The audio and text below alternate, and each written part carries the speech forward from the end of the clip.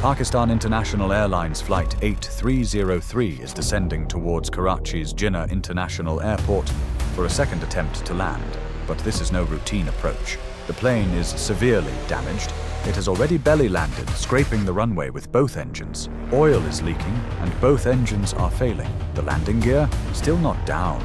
The crew is grappling with malfunctioning panels and a worsening situation barely 2,000 feet above the ground, with just 2 turns left before reaching the runway. How did this flight spiral into disaster? And crucially, will those on board survive this perilous descent? This is Inside Aero Disasters, and this is the story of Pakistan International Airlines Flight 8303.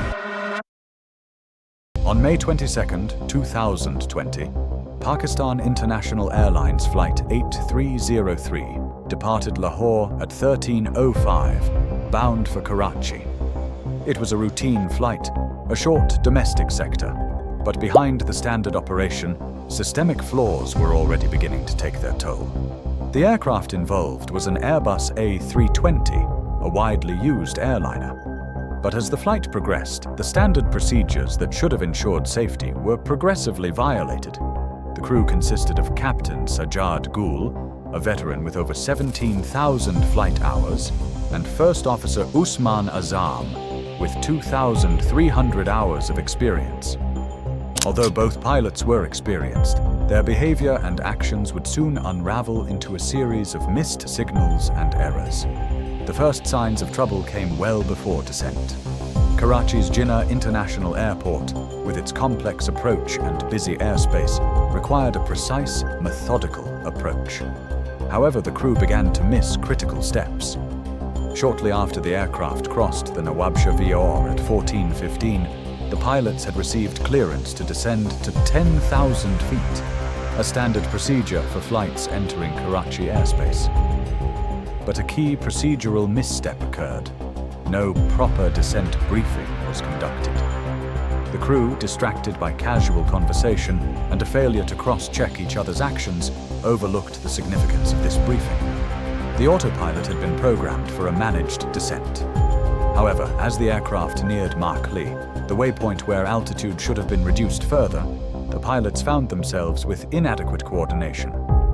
The aircraft was still too high to follow the standard approach profile. At 14:30, with the aircraft still too high at 9,363 feet, the pilots began to realize the magnitude of the error. Karachi Approach had already expressed concern about the aircraft's altitude, but the crew, without communicating or cross-checking, dismissed the warnings. The aircraft, still climbing toward the runway threshold, was now positioned dangerously high for a safe descent, and there was no clear plan in place to correct this trajectory. As the aircraft crossed Makli at an altitude of 9,300 feet, 3,000 feet above the target altitude, it became clear that something was wrong.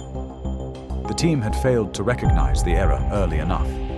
Despite multiple warnings from ATC, the pilots continued with the unstable approach, bypassing necessary procedures and missing critical signs that should have prompted an immediate reassessment. By the time Flight 8303 was entering the final stages of its descent, both pilots had already been on duty for several hours. The critical point in their approach was fast approaching, yet the crew remained far from prepared. At 14:30, Karachi Approach cleared the aircraft to descend further, but problems quickly mounted. The air traffic control radar was offline, meaning the flight could not be tracked in real time. This forced ATC to rely on procedural separation, which created additional delays. The aircraft's descent clearance was delayed, leaving the plane too high for a stable approach. The aircraft should have started its descent earlier, but as they continued their descent, the plane was not following the correct trajectory.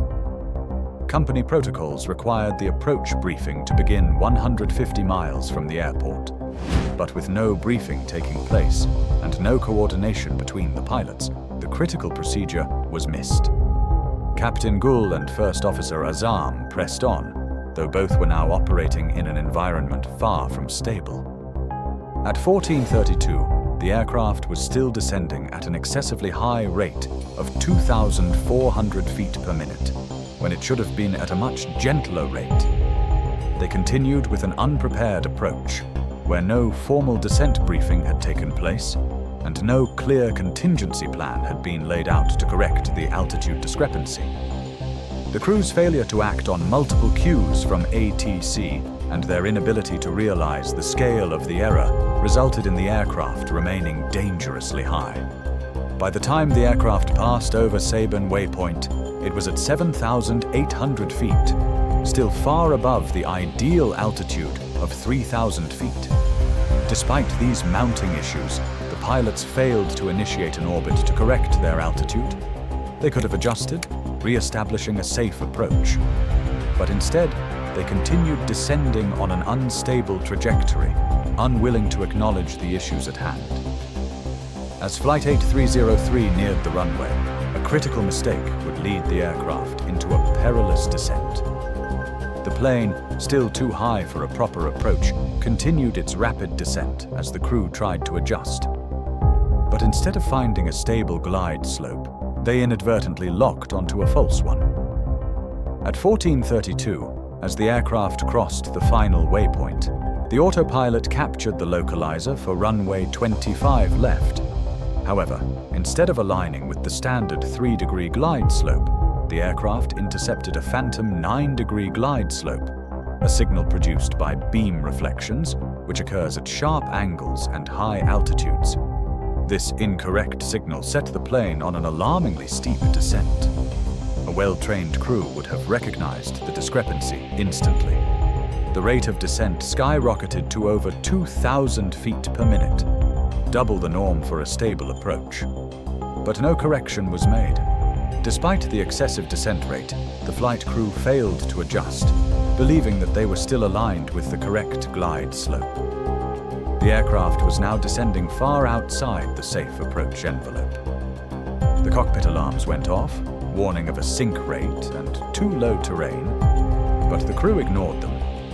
Instead of initiating a go-around, which was the recommended response to such an unstable situation, the pilots pressed on, completely unaware of the catastrophic error. In the absence of proper altitude management and a correct glide path, the aircraft continued its descent on a deceptive trajectory. What should have been a routine approach had turned into a dangerous situation, and the pilots, now too deep into the unstable approach, were heading straight for the runway with no margin for error. At 14:33, Flight 8303 was now dangerously close to the runway, but it was still far from a stabilized approach. The aircraft was descending at over 4,000 feet per minute, far above the safe threshold. The airspeed remained excessive, and the aircraft's position was still far too high. Despite these alarming conditions, the crew continued the descent.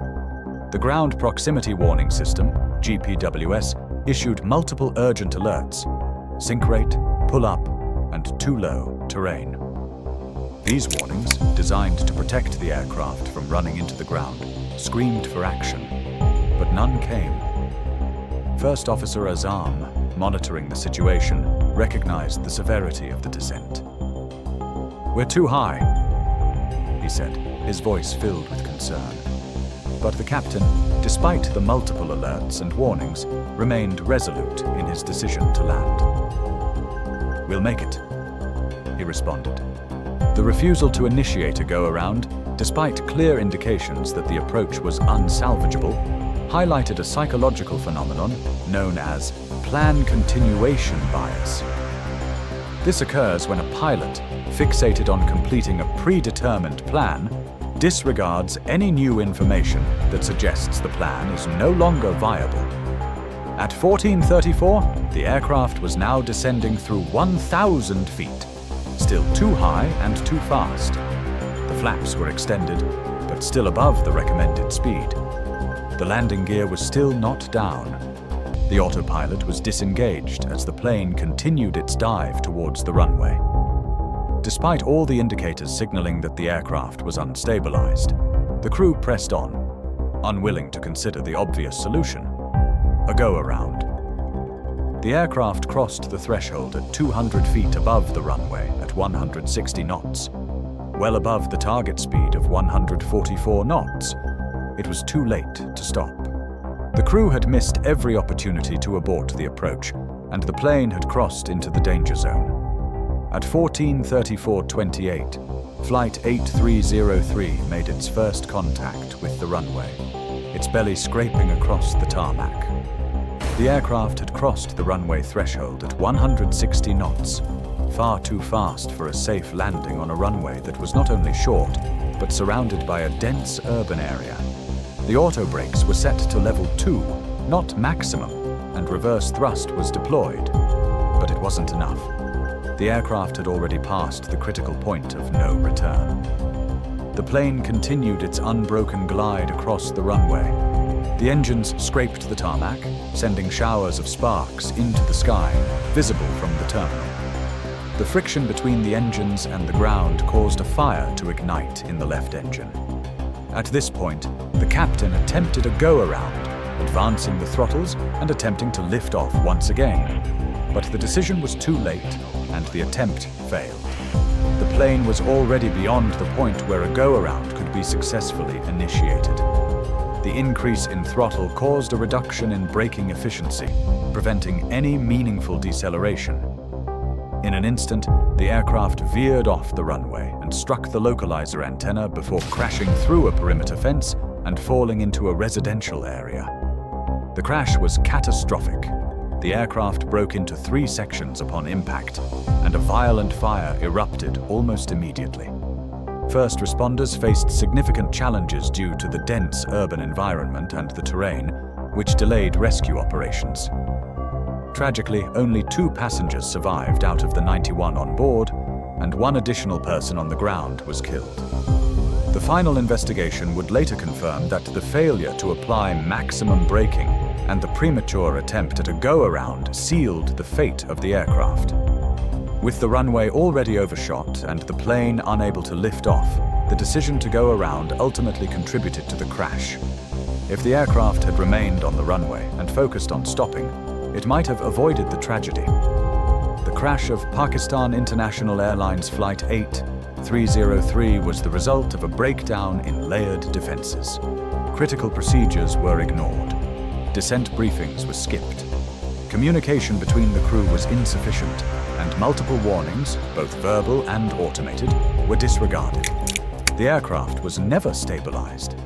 Despite multiple opportunities to abort the landing, the final chance to go around was dismissed.